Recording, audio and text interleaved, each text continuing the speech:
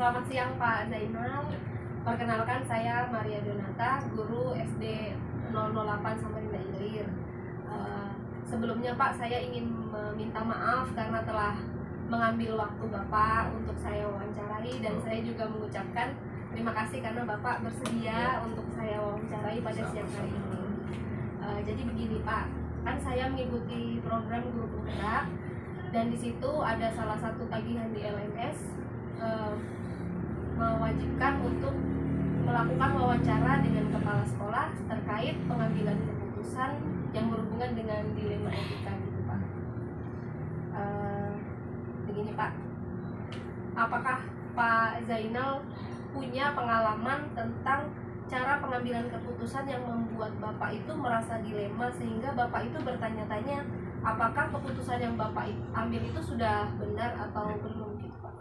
Ya, alhamdulillah kalau pengalaman seperti itu pernah ya, karena keputusan pimpinan itu kadang selalu berbeda pendapat dengan bawahan atau guru. Kadang kita menginginkan keputusan ini seragam di semua kelas atau wali kelas sampai guru mata pelajaran, tapi belum tentu pendapat saya juga benar. Namun di situ saya selalu meminta pendapat juga kepada guru lain. Apabila keputusan saya kurang berkenan, silakan, artinya silakan dikoreksi keputusan saya ini dan langsung disepakati yang bagaimana modelnya. Jadi misalnya contoh, kami menurunkan anak-anak sekolah agar sekolah kami ini tidak bentur saat jam pertama, misalnya contoh kelas ke bawah, kelas 1 dan kelas 6, supaya mereka masuk sekolahnya tidak terlalu langsung rame. Itu kami atur jamnya. Kalau mungkin kelas 1 7.15 itu masuk, yang kelas 6 nya mungkin 7.30, jadi supaya tidak terlalu rame. Karena kondisi sekolah kami hanya satu pintu saja dan sempit melalui gang kecil, itu perlu. Jadi jam pulang juga sama. Ketika mereka pulang, itu harus diwaspadai lagi. Nanti ada kelas lain yang baru datang, seperti kelas 3-4 kan turunnya siang. Jadi ketika kelas 3 masuk sekolah, itu harus berbeda dengan anak kelas 1. Kelas 1 pulang jam 11. Kelas 3 itu harus datang jam 10. Jadi ketika kelas 3 masuk, kelas 1-nya tidak agak leluasa pulang seperti itu. Tapi alhamdulillah keputusan itu disepakati semuanya, oke, tidak ada masalah. Tapi kan awal-awal mungkin masih belum sinkron, belum nyambung.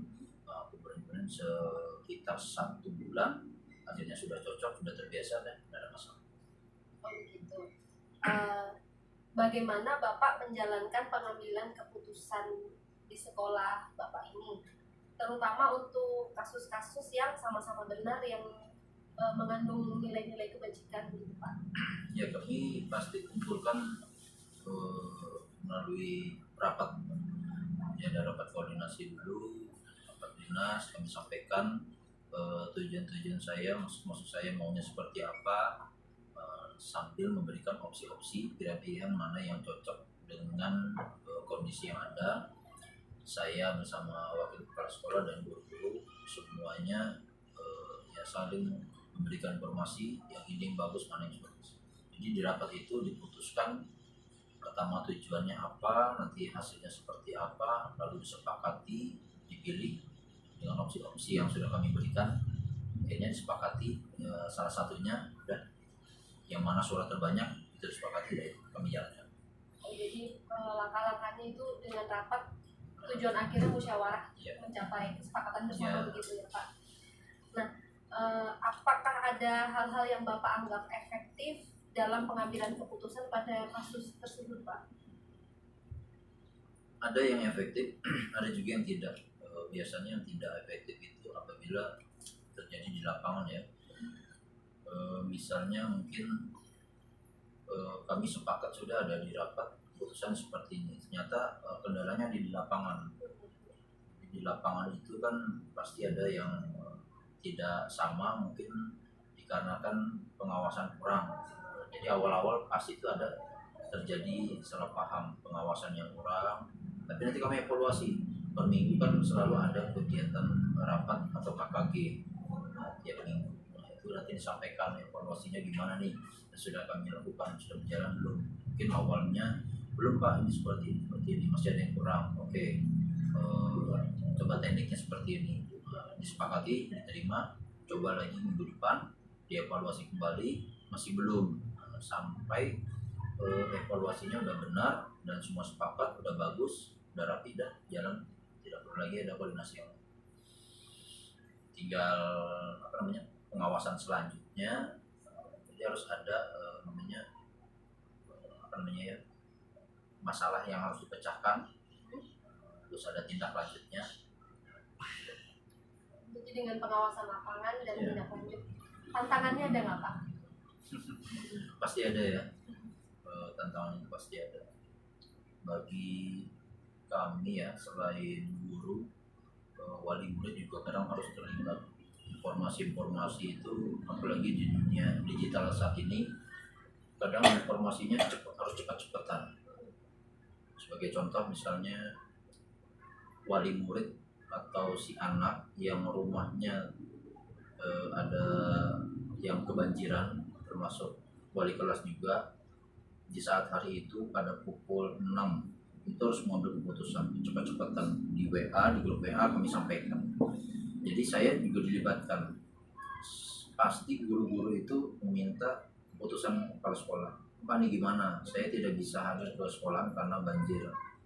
Keputusannya gimana? Di online kan atau bagaimana? Karena banyak murid kami yang juga lapor di grup WA itu tidak bisa di sekolahan.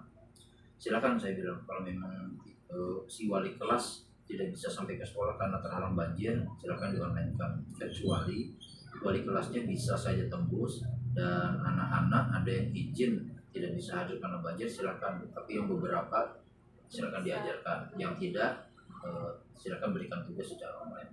Besok ketemu, lanjutkan lagi. Itu hal-hal yang kecil. Hal-hal yang besarnya pun selalu dikoordinasi. Selalu guru-guru itu meminta keputusan saya. Jadi sebelum masuk ke sekolah ini, itu kepala sekolah saya tuh pasti tuh cek dulu grup WA terkait kondisi cuaca. Terus biasanya sih terkondisi cuaca ya, hujan deras. Iya. Itu yang paling cepat. Jadi kadang wali kelasnya sampaikan pada pukul 6.15, wali murid belum tentu melihat di grup WA. Jadi anak sudah turun. Tapi di sini sudah ada kerjasama. Guru kami ada yang piket dan satpam piket pagi itu membantu kalau ada informasi yang dadakan untuk menyampaikan, Pak, mohon maaf Pak, karena ini ada banyak kebanjiran, jadi kelasnya di online kan, Bapak silakan bawa anaknya pulang. Dan satpam pun juga harus tahu karena dia pasti ngecek gimana nih, apakah ada yang turun dan sebagainya, apakah kelas ini turun atau tidak. Jadi dia harus konfirmasi secepatnya kepada guru. Itu sih tantangannya. Kadang ya wali murid ada yang marah, Pak, udah dikasih tahu masalahnya, silakan Bu coba dicek dulu, mohon maaf, kami pasti minta maaf, dan mungkin ini kita kasar-kasar, jadi mohon maaf Bu, di WA memang agak cepat tindakannya, mohon ini ada kendala seperti ini. Ya walaupun sedikit marah-marah, tapi jangan lama-lama Pak. Kan misalnya ini Bapak sedang mengalami sebuah kasus dalam dilema etika gitu Pak, dalam mengambil keputusan. Apakah Bapak itu membuat jadwal tertentu ataukah Bapak langsung menyelesaikan di tempat jika menemui kasus tersebut Pak? Apakah ada prosedur yang Bapak jalankan untuk mengambil keputusan saat itu? Kalau etika ini saya terkait kepada masing-masing guru atau gimana? Etika ke guru bisa ke kedisiplinan. Contoh kedisiplinan ya, saya kadang ada melihat kondisi, kalau memang bisa langsung saya tegur. Tapi tentunya kita kan tidak enak menegur di depan rekan kerja yang lain. Jadi kadang saya panggil ke ruangan, atau paling cepat itu saya tegur lewat WA saya japri atau saya telepon secepatnya. Tapi kalau memang masih bisa dikondisikan, misalnya butuh waktu selesai mereka mengajar, harus saya kondisikan, saya panggil nanti ketemu jam sekian di ruangan saya, itu kadang seperti itu. Oh, jadi prosedurnya manggil ke Memanggil ruangan Bapak, ruangan. tidak langsung di ruangan bersama-sama guru lain. Kecuali, tapi lihat kondisi, kalau memang terlalu dalam tentang ini sampai misalnya nih sering betul izin keluar sampai bisa meninggalkan anak murid, itu mungkin lebih panjang konfirmasinya ke si wali kelas atau si guru. Kalau memang kedisiplinan misalnya ini terlambat, mengapa terlambat, ya paling langsung saya kasih tahu, dan jangan ya cepat. Untuk selama Bapak menjabat jadi kepala sekolah dalam mengambil keputusan itu, adakah Pak seseorang atau faktor yang membantu Bapak dalam mengambil keputusan tersebut? Ada guru senior di sini yang saya jadikan wakil kepala sekolah, itu yang sering saya minta bantuan pendapat, karena beliau banyak, mungkin kenapa saya minta beliau bantuan untuk beliau pendapat, karena beliau lebih banyak pengalaman. Mungkin saja saya lupa, beliau ingat, kami sharing. Saling mengingatkan. Sambil kadang pendapat saya seperti ini beliau terima, tapi mana yang cocok dengan kondisi kami saat ini, jadi sama-sama. Tapi ada juga yang ternyata pendapat dari guru-guru senior atau wakil kepala sekolah itu yang benar, saya harus pakai itu karena kondisinya memang benar itu ya. Jadi keputusan saya pada bisa saya ubah, ikutin petunjuk yang itu, asalkan itu masuk akal dan bisa menyesuaikan dengan kondisi kami, itu saya bisa pakai. Jadi fleksibel Pak ya, kolaborasi Ya, dengan guru-guru gitu ya Pak. Jadi dari semua hal yang telah Bapak sampaikan tadi, pembelajaran apa sih yang Bapak bisa ambil dari pengalaman tersebut Pak? Saya sebagai kepala sekolah tidak boleh mengambil keputusan sendiri. Saya harus rapatkan dulu, karena mungkin pernah kecolongan ketika saya mengambil keputusan sendiri. Ketika saya tidak ada di tempat, guru-guru semua ramai rapat sendiri. Oh, ini keputusan Pak, kepala sekolah salah nih, harusnya begini. Jadi nggak setuju gitu Pak? Nggak setuju kan? Jadi sempat itu diatur ulang lagi rapat. Oh ternyata maunya begini. Tapi kalau itu masuk akal, oke silakan. Mungkin kemauan guru-guru terlalu tinggi, coba saya tambahkan lagi. Boleh, saya bilang keputusannya seperti ini. Kita lihat resikonya ini besar atau kecil. Kalau resikonya besar, saya tidak bisa membulatkan kemauan Bapak Ibu. Tapi kalau resikonya kecil, hanya beberapa saja yang mungkin berkomentar tidak baik atau hasilnya kurang baik, oke lah. Karena kita pasti ambil yang baiknya lebih banyak daripada resikonya ya. Itu pasti, keputusan itu pasti ada resikonya. Jadi ya walaupun pendapat saya benar, tapi kalau mereka kurang setuju, itu saya jelaskan dulu maksudnya seperti ini. Apalagi saya masih ada atasan lagi. Seperti contoh misalnya kalau kepala sekolah itu mengikuti aturan dinas pendidikan, itu belum tentu di bawah memahami. Kadang kami sebagai kepala sekolah, kadang tuh guru-guru tuh lebih cepat informasinya. Saya sengaja tidak sesegera mungkin memberikan informasi karena saya tahu ujungnya adalah seperti ini hasilnya. Jadi ketika ada informasi seperti itu yang diketahui oleh guru, baru saya jelaskan ini maksudnya seperti ini loh, seperti ini. Jadi kadang mereka tuh negatif dulu, saya sampaikan oh ini tujuannya begini. Mereka setuju dengan pendapat saya, akhirnya cari jalan tengah. Jadi kalau intinya adalah kepala sekolah itu tanpa guru dalam pengambilan keputusan itu kurang tepat. Jadi memang harus ada saling konfirmasi, kolaborasi, pendapat harus sama. Jadi sama-sama jalan, sama-sama enak. Karena pimpinan kepala sekolah sebagai pimpinan itu memerintahkan kepada wali kelas, yang paling banyak mengerjakan adalah wali kelas dan guru.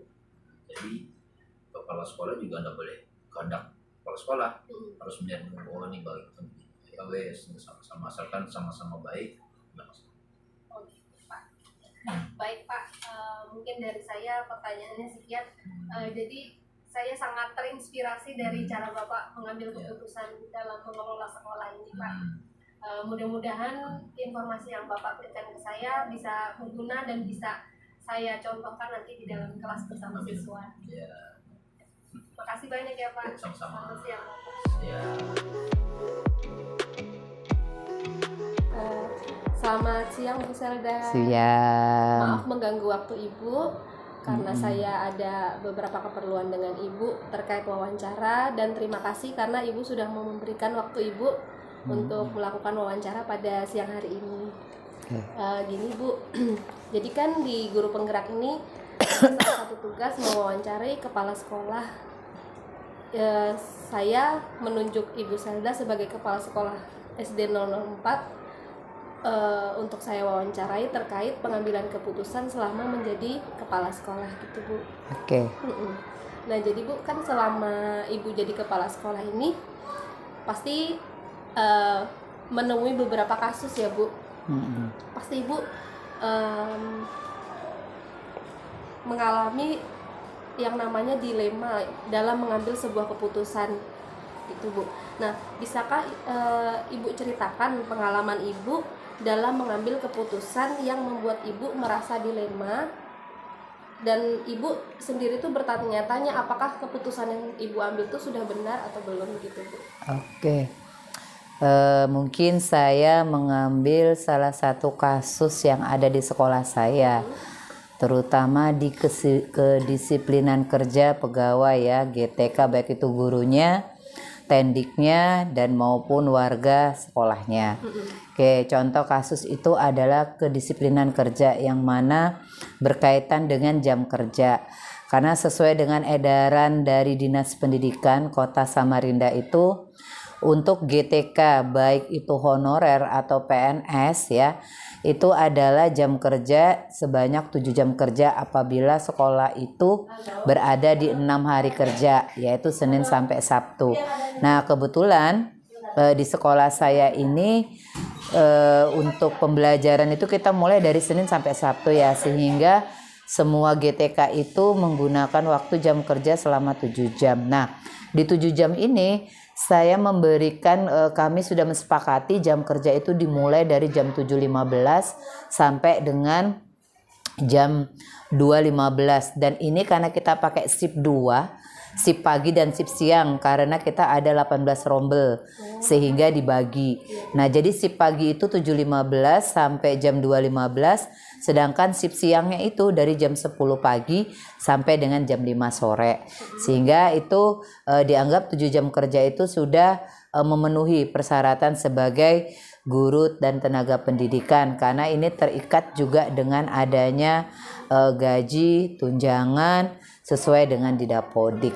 Nah karena kita punya kedisiplinan kerja yang diatur oleh jam kerja dan sudah disepakati oleh seluruh guru dan tendik, jadi banyaknya permasalahan itu adalah guru yang terlambat datang.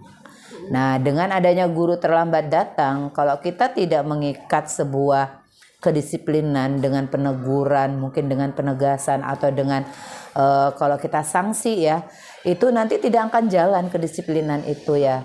Dan selain itu kalau kita tidak terapkan secara rutin atau terbiasa, itu tidak akan merubah karakter seorang GTK yang mungkin berawal dari malas, cuek, itu tidak akan jadi disiplinnya. Jadi kita di sini juga, saya selaku kepimpinan di sini berharap baik itu guru, tendik dan siswanya itu juga menjalankan kedisiplinan sama-sama sesuai dengan jam kerja, sehingga nanti tidak terjadi kecemburuan sosial atau kebebasan dalam hal guru turun seenaknya, pulang seenaknya. Nah, dari permasalahan-permasalahan inilah biasanya itu saya akan mengambil keputusan, yang mana keputusan ini ranahnya dilema itu gini.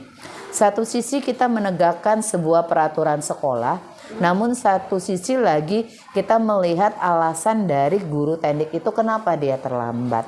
Jadi itu adalah permasalahan yang saya hadapi sebenarnya sih mungkin hampir sekolah ya, hampir sekolah. Namun itu memang terjadi di sekolahan saya. Seperti itu sih dilemanya.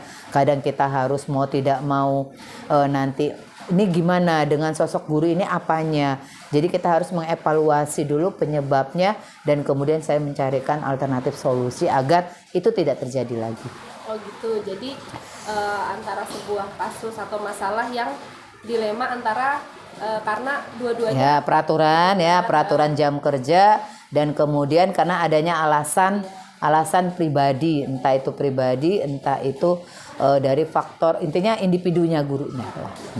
Nah, menurut Ibu nih bagaimana Ibu langkah-langkah atau prosedur yang Ibu jalankan untuk mengambil keputusan tersebut, Bu? Di saya itu kemarin karena ini sebuah kesepakatan ya, kalau di saya sukanya tuh gini, dalam mengambil sebuah keputusan atau dalam membuat sebuah tata aturan di dalam sekolah itu saya selalu membuat kesepakatan bersama. Kenapa? Karena dia yang menjalani, mereka yang menjalani, maka mereka juga yang akan menerima sanksi-sanksi itu apabila melanggarnya. Sehingga disepakatilah bahwa saya akan memberikan jeda atau memberikan sebuah teguran lisan dulu ya. Kita memberikan teguran lisan dulu selama 3 kali, baru kita ajukan surat peringatan SP1.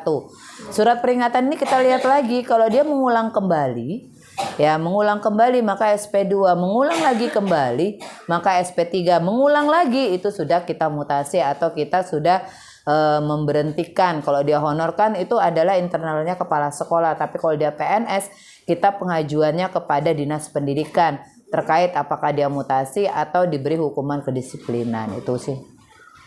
Oh gitu, jadi ada prosesnya Bu ya? Ada. Jadi dari SP1, SP2 teguran lisan. Saya dari teguran lisan sebanyak 3 kali, baru kita jatuh ke teguran tertulis yaitu yang disebut surat peringatan. Surat peringatan pun juga ada 3 kali. Setelah itu baru kita sanksi langsung. Ya, baik Bu. Nah, dari yang prosedur yang telah Ibu lakukan tersebut nih, hal-hal mana yang Ibu anggap efektif dalam pengambilan keputusan pada kasus tersebut, Bu? Yang saya paling efektif adalah aturan itu dibuat berdasarkan rembukan atau kesepakatan bersama. Jadi ada kepala sekolah, ada pengawas, ada guru, dan ada tendik. Sehingga nantinya biasanya kalau kesepakatan itu sudah diambil secara bersama, dianggap itu sudah final. Dan mereka akan tahu bagi siapapun yang akan melanggar kesepakatan itu, otomatis akan mendapatkan sanksi. Apakah dia sanksi teguran lisan, teguran tertulis, atau sanksi disiplin lainnya. Jadi hal efektif adalah kita membuat kesepakatan bersama, kemudian kita sosialisasikan. Dan ini juga sosialisasinya bisa juga nanti melalui paguyuban, sehingga orang tua tahu juga, oh guru juga ternyata ada tata tertibnya. Jadi dia juga tidak akan berpikir ini siswa aja yang dikasih tata tertib, padahal guru juga punya tata tertib dan aturannya. Sehingga sama, baik guru maupun siswa itu ada tata tertibnya. Orang tua pun ada tata tertibnya kami buatkan. Nah, dari langkah-langkah yang Ibu telah lakukan tersebut, hal yang efektif tersebut, pasti ada rintangannya kan, Bu? Rintangannya apa?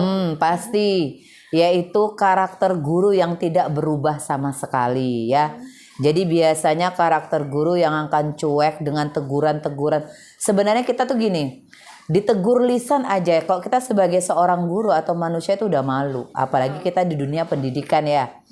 Seorang guru berarti digugu dan ditiru. Otomatis kalau dia juga istilahnya membuat kesalahan dan ditegur tidak berubah, jangan salah nantinya siswanya atau orang tuanya juga begitu.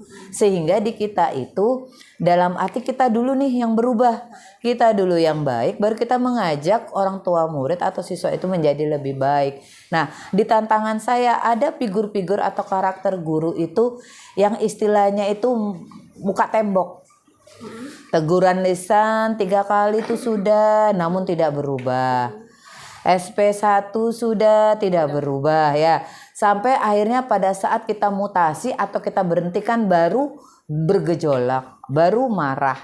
Nah ini, namun karena di saya juga punya buku, punya bukti, dan itu tidak bisa ya. Dan ini udah pernah terjadi. Jadi ada satu guru yang saya berhentikan dan ada satu guru yang saya mutasi karena terkait dengan pelanggaran disiplin kerjanya sih.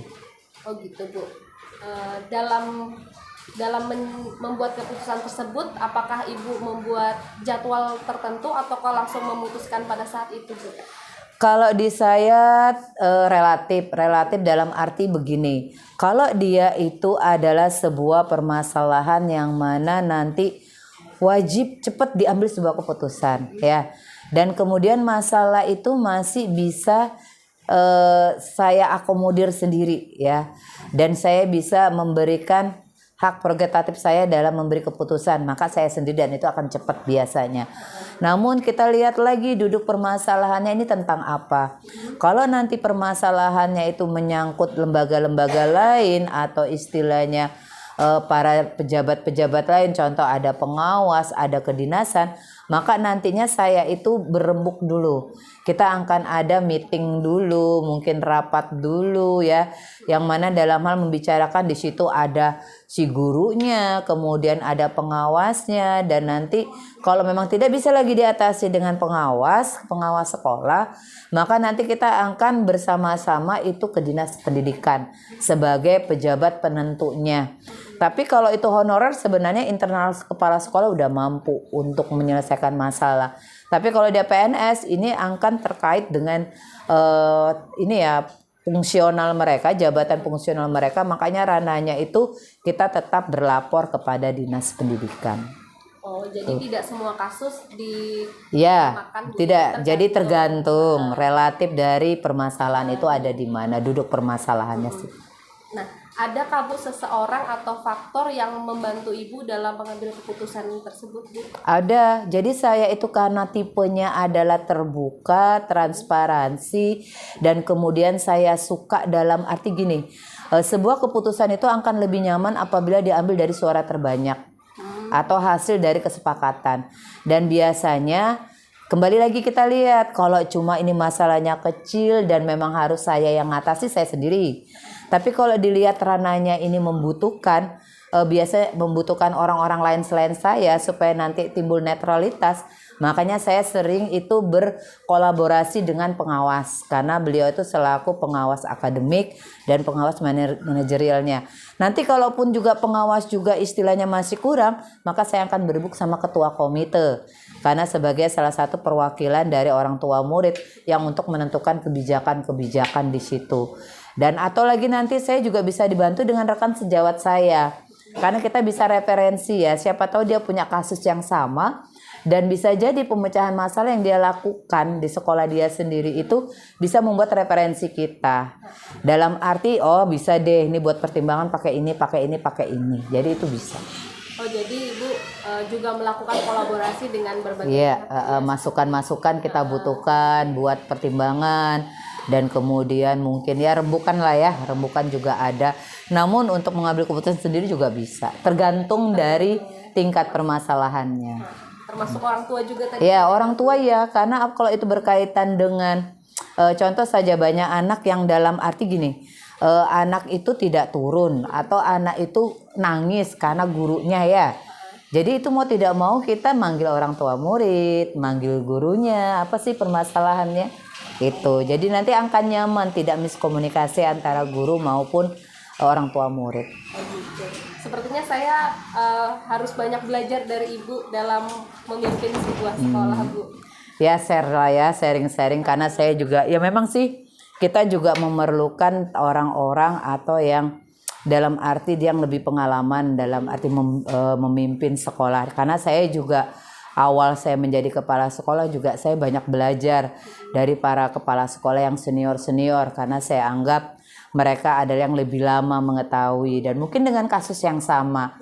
Namun pemecahan masalah bisa jadi berbeda. Makanya dibutuhkanlah referensi itu dari teman-teman sejawat ya, yang teman-teman kepala sekolah yang bisa nanti menjadikan acuan kita atau dari beberapa referensi atau apa yang jawaban-jawaban mereka itu pertimbangan-pertimbangan bisa jadi membuat kita itu kaya dalam arti alternatif solusi lebih banyak. Dan nanti tinggal kita memilih yang mana sih yang paling bagusnya.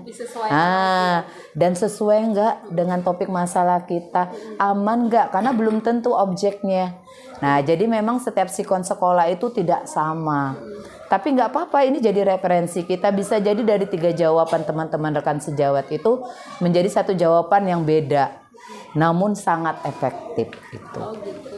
Baik Bu, terima kasih karena jawaban-jawaban sharing dari Ibu hari ini sangat menginspirasi saya untuk menjadi pribadi yang lebih baik lagi dalam mengambil keputusan. Ya, karena kan Ibu seorang guru juga ya. Karena guru juga dianggap sebagai pemimpin di kelas, leader di kelas. Jadi sebenarnya kepala sekolah itu leader di sekolah, sedangkan guru adalah leader di kelas. Jadi pengambilan keputusan ini memang lingkupnya lingkup kelas, namun itu juga butuh hal untuk pembelajaran, pengalaman dari teman-teman, dan juga mungkin bisa diurun rembuk atau referensi dari atasan, yaitu kepala sekolahnya Bu Dona sendiri, itu bisa buat masukan sehingga nantinya setiap permasalahan yang ada itu nanti akan nyaman mencarikan sebuah solusi dan bukannya menambah masalah, justru nanti akan menyelesaikan masalah. Baik Ibu, terima kasih banyak untuk waktunya. Sama-sama. Ilmu yang telah Ibu berikan kepada saya. Iya, semoga bermanfaat dan bisa jadi di-sharingkan ke teman yang lainnya, dan semoga juga Bu Dona sukses nanti CGP-nya dan bisa menjadi kepala sekolah seperti saya nantinya ya. Nanti saya akan banyak belajar dari Siap, nanti saya kalau ada waktu dan ada kesempatan saya bantu dan mungkin akan saya share lah. Terima kasih Bu. Ya, mari sama-sama. Selamat siang Ibu. Siang.